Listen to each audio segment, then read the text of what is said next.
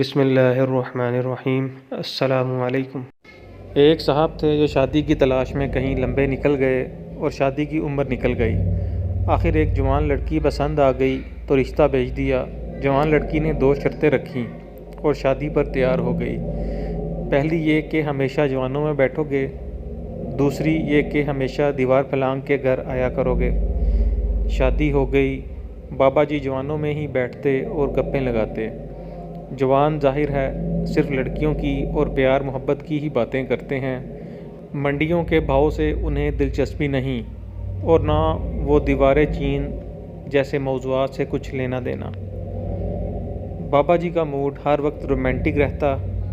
گھر جاتے تو ایک جھٹکے سے دیوار پھلانگ کر گھر میں کود جاتے۔ آخر ایک دن بابا جی کے پرانے جاننے والے مل گئے۔ وہ انہیں گلے شکوے کر کے اور گھیر گار کے اپنی پنڈال چوکڑی میں لے گئے۔ اب وہاں کیا باتیں ہونا تھیں۔ یار گھٹنوں کے درد سے مر گیا ہوں، بیٹھ کر نماز پڑھتا ہوں۔ یار میرا تو وضو ہی نہیں رہتا، میرے تو بھائی جان ریڑھ کی ہڈی کا مورا کھل گیا ہے، ڈاکٹر کہتا ہے جھٹکا نہ لگے۔ یار مجھے تو نظر ہی کچھ نہیں آتا، کل پانی کی بجائے مٹی کا تیل پی گیا تھا، ڈرپ لگی ہے تو جان بچی ہے۔ بابا جی جوں جوں ان کی باتیں سنتے گئے توں ان کا مورال زمین پر لگتا گیا۔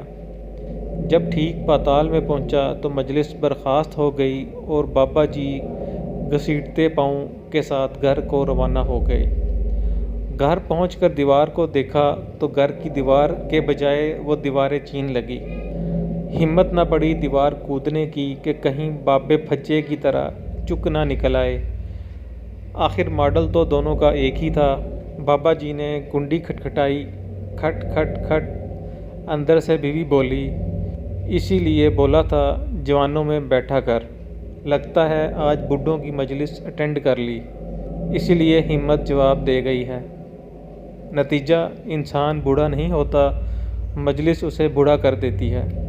ماہرین نفسیات لکھتے ہیں کہ معلم اسی لیے جلد بوڑھے نہیں ہوتے کہ وہ بچوں کی مجلس میں رہتے ہیں۔ یوں وہ ماحول ان پر ٹائم اینڈ سپیس کے اثرات کو نیوٹرل کر دیتا ہے۔